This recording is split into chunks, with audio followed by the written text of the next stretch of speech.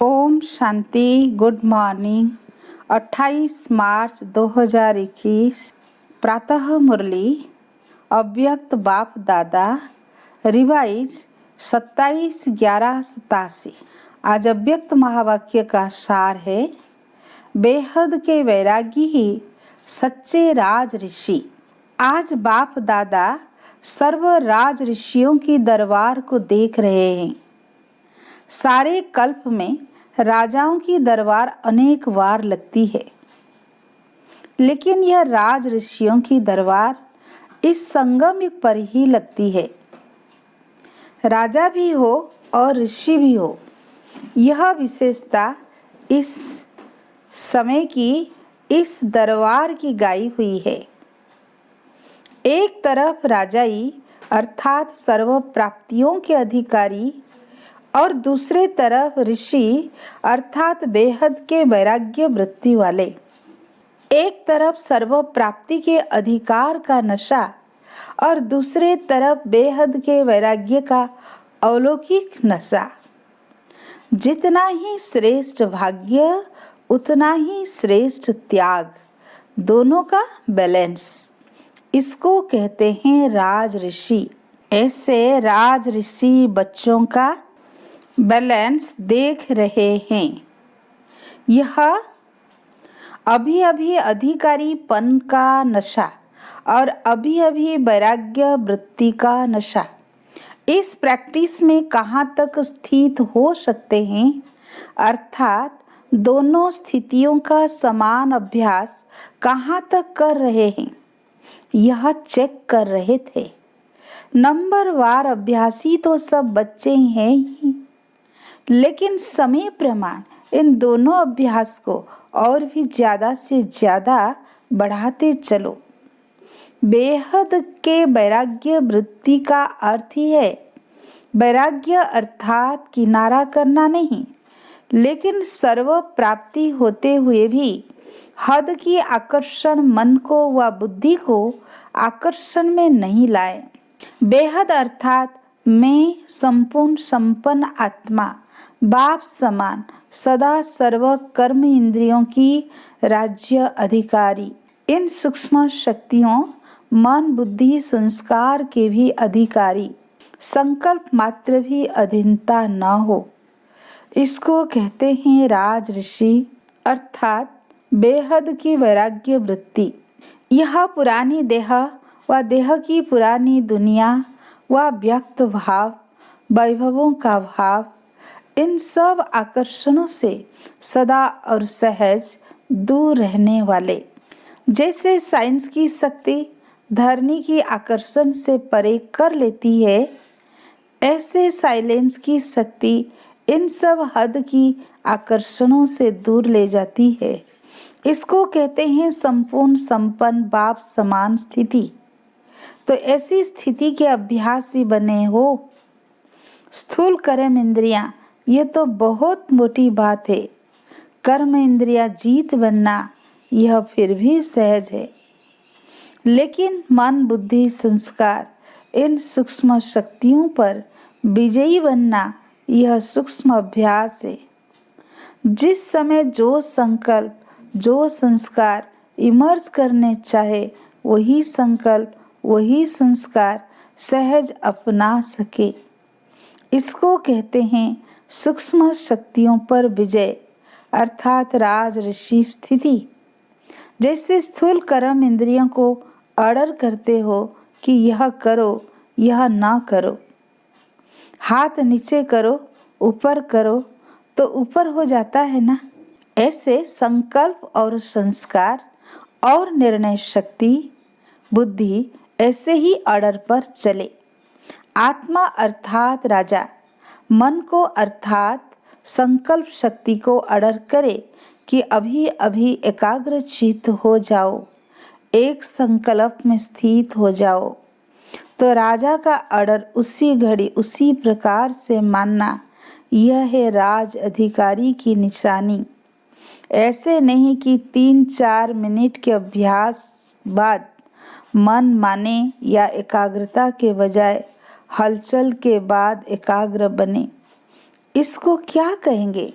अधिकारी कहेंगे तो ऐसी चेकिंग करो, क्योंकि पहले से ही सुनाया ना कि अंतिम समय की अंतिम रिजल्ट का समय 1 सेकेंड का क्वेश्चन एक ही होगा।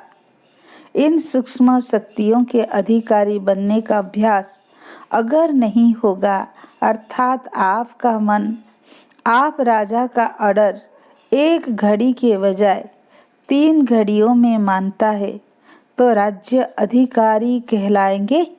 वो 1 सेकेंड के अंतिम पेपर में पास होंगे, कितने मार्क्स लेंगे।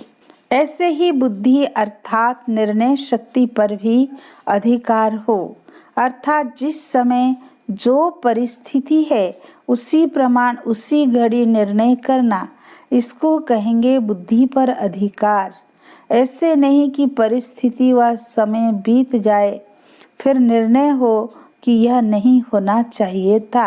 अगर यह निर्णय करते तो बहुत अच्छा होता। तो समय पर और यथार्थ निर्णय होना, यह निशानी है राज्य अधिकारी आत्मा की। तो चेक करो कि सारे दिन में राज्य अधिकारी अर्थात इन सूक्ष्म शक्तियों को भी ऑर्डर में चलाने वाले कहाँ तक रहे। रोज अपने कर्मचारियों की दरबार लगाओ, चेक करो कि स्थूल कर्म इंद्रियां व सूक्ष्म शक्तियां, ये कर्मचारी कंट्रोल में रहे व नहीं रहे।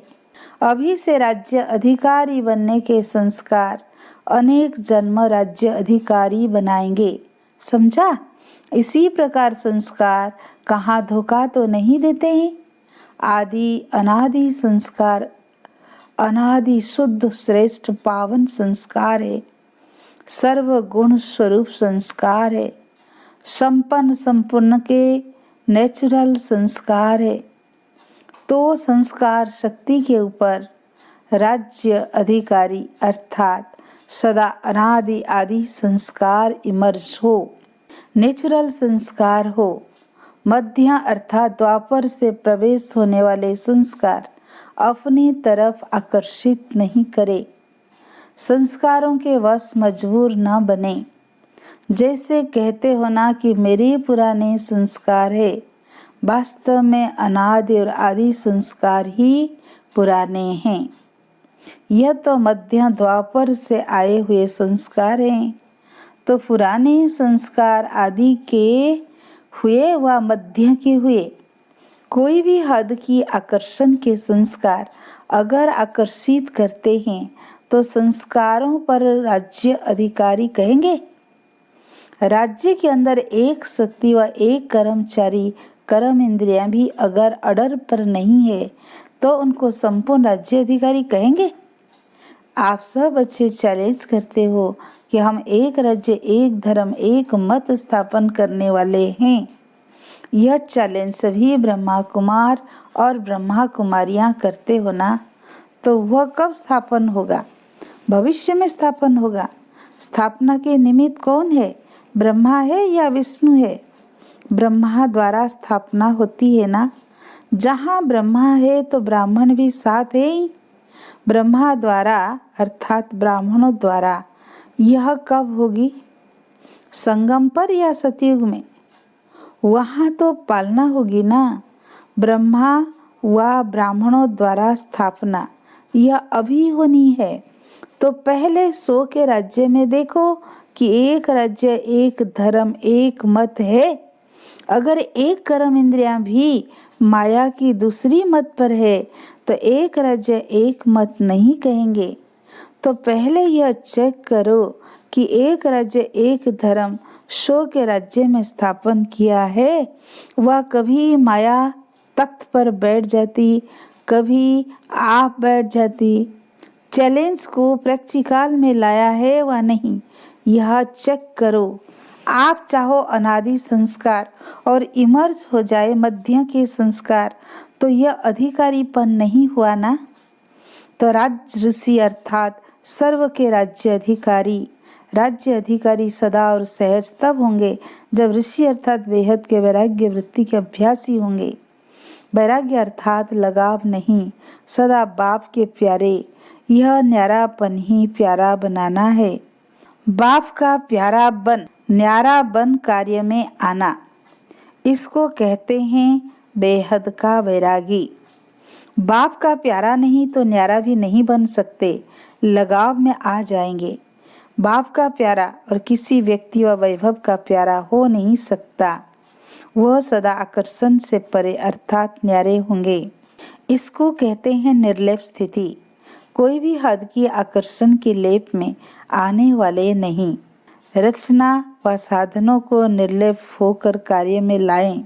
ऐसे बेहद के वैरागी सच्चे राज ऋषि बने हो।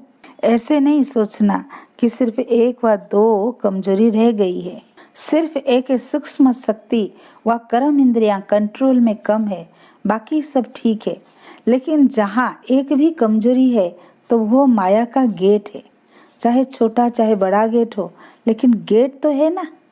अगर गेट खुला रह गया तो माया जी जगत जीती कैसे बन सकेंगे। एक तरफ एक राज्य एक धर्म की सुनहरी दुनिया का आह्वान कर रहे हो और साथ साथ फिर कमजोरी अर्थात माया का भी आह्वान कर रहे हो, तो रिजल्ट क्या होगी। दुविधा में रह जाएंगे। इसलिए ये छोटी बात नहीं समझो। समय पड़ा है, कर लेंगे। औरों में भी तो बहुत कुछ है, मेरे में तो सिर्फ एक ही बात है।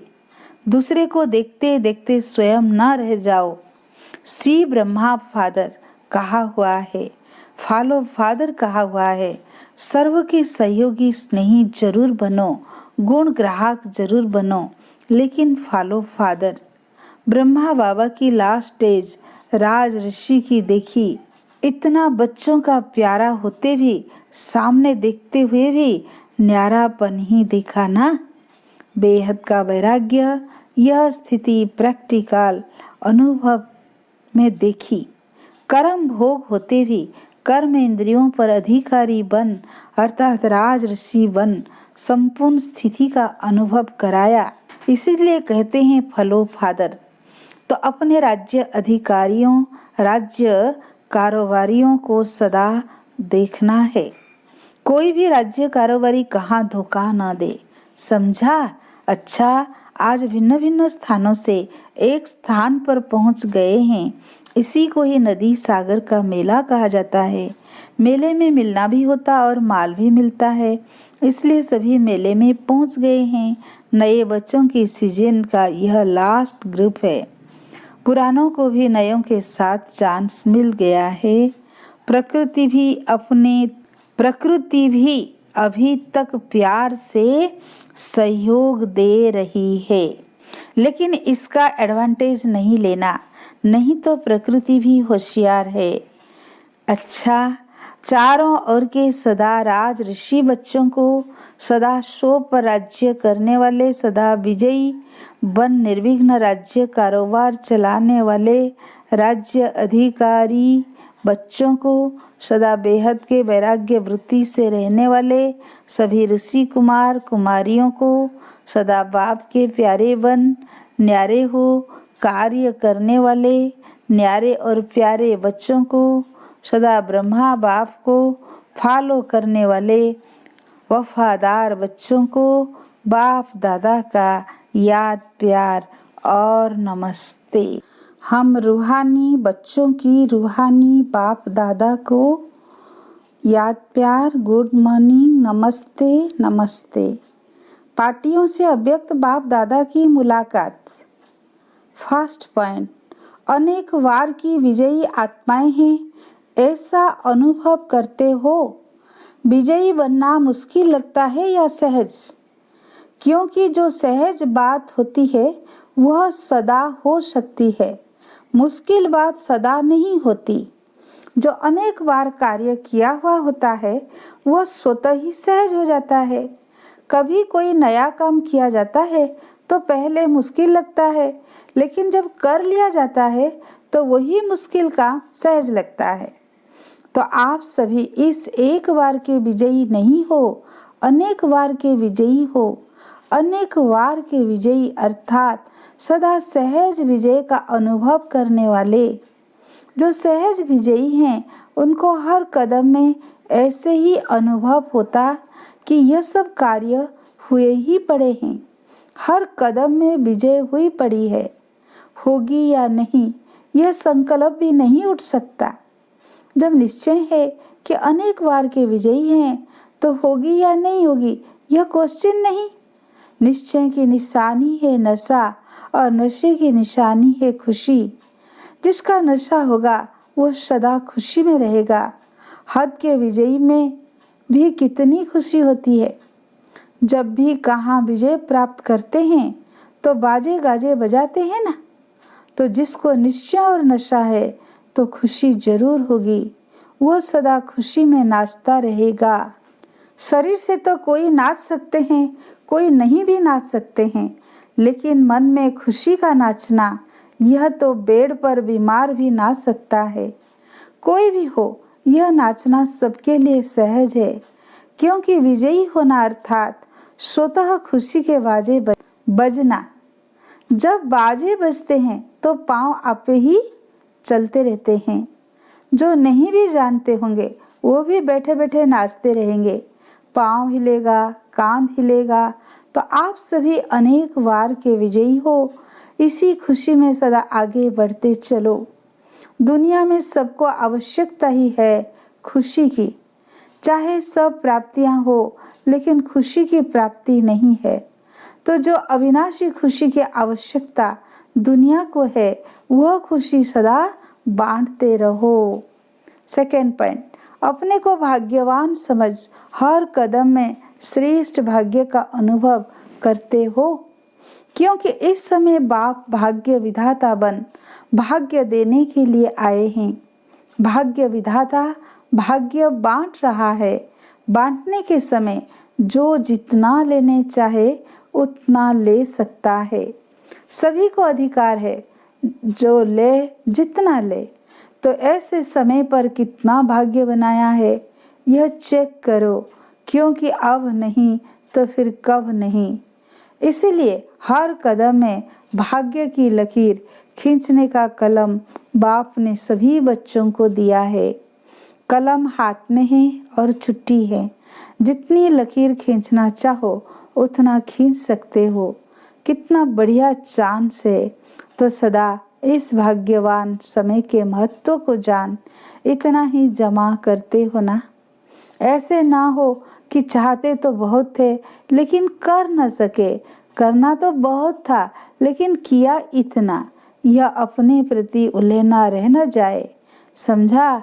तो सदा भाग्य की लकीर श्रेष्ठ बनाते चलो और औरों को भी इस श्रेष्ठ भाग्य की पहचान देते चलो। वाह मेरा श्रेष्ठ भाग्य, यही खुशी के गीत सदा गाते रहो। थर्ड पॉइंट, सदा अपने को स्वदर्शन चक्रधारी श्रेष्ठ आत्माएं अनुभव करते हो। स्वदर्शन चक्र अर्थात सदा माया के अनेक चक्रों से छुड़ाने वाला। स्वदर्शन चक्र सदा के लिए चक्रवर्ती राज्य भाग्य के अधिकारी बना देता है। यह स्वदर्शन चक्र का ज्ञान इस संगमिक पर ही प्राप्त होता है। ब्राह्मण आत्माएं हो, इसीलिए स्वदर्शन चक्रधारी हो। ब्राह्मणों को सदा चोटी पर दिखाते हैं। चोटी अर्थात ऊंचा। ब्राह्मण अर्थात सदा श्रेष्ठ कर्म करने वाले।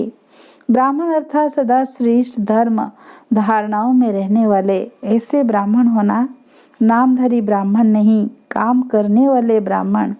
क्योंकि ब्राह्मणों का अभी अंत में भी कितना नाम है। आप सच्चे ब्राह्मणों का ही यह यादगार अब तक चल रहा है। कोई भी श्रेष्ठ काम होगा तो ब्राह्मणों को ही बुलाएंगे, क्योंकि ब्राह्मण ही इतने श्रेष्ठ हैं। तो किस समय इतने श्रेष्ठ बने हो? अभी बने हो, इसलिए अभी तक भी श्रेष्ठ कार्य का यादगार चला आ रहा है। हर संकल्प, हर बोल, हर कर्म श्रेष्ठ करने वाले ऐसे स्वदर्शन चक्रधारी श्रेष्ठ ब्राह्मण है। सदा इसी स्मृति में रहो। अच्छा, आज का वरदान, अपने पूजन को स्मृति में रख। हर कर्म पूजनीय बनाने वाले परम पूज्य भव। आप बच्चों की हर शक्ति का पूजन देवी देवताओं के रूप में होता है। सूर्य देवता, वायु देवता, पृथ्वी देवी, ऐसे ही निर्भयता की शक्ति का पूजन काली देवी के रूप में है। सामना करने की शक्ति का पूजन दुर्गा माँ के रूप में है। संतुष्ट रहने और करने की शक्ति का पूजन संतोषी माता के रूप में है। वायु समान हल्के बनने की शक्ति का पूजन पवन पुत्र के रूप में है। तो अपने इस पूजन को स्मृति में रख हर कर्म पूजनीय बनाओ, तब परम पूज्य बनेंगे। स्लोगन: जीवन में संतुष्टता और सरलता का संतुलन रखना ही सबसे बड़ी विशेषता है। अच्छा, ओम शांति।